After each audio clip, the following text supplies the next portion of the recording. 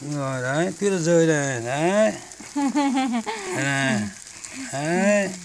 Đấy. Đấy. Tuyết đấy. Đường. Đấy.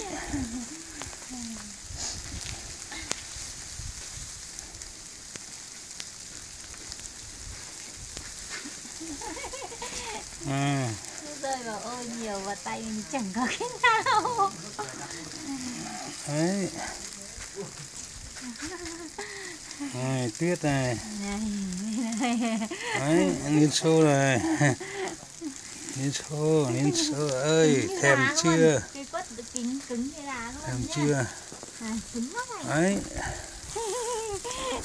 Đấy.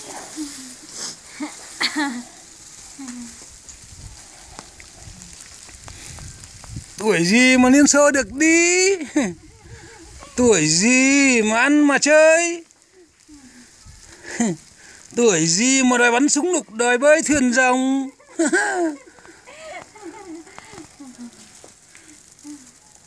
Đấy, nhìn thấy chưa? Úi giời ơi, Liên Xô, ôi giời ơi.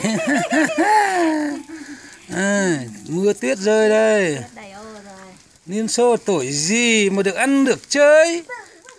Tuổi gì mà đòi được bơi thuyền rồng?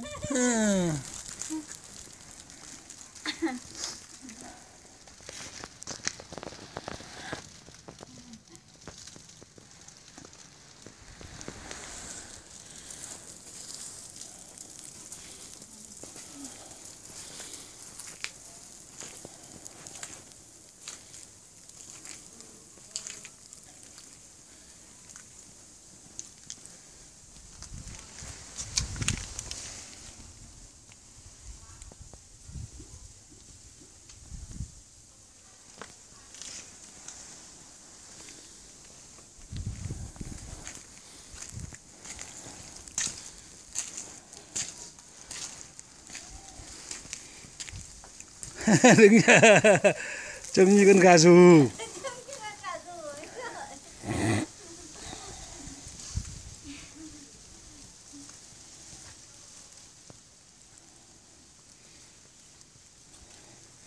Trông như một con gà rù.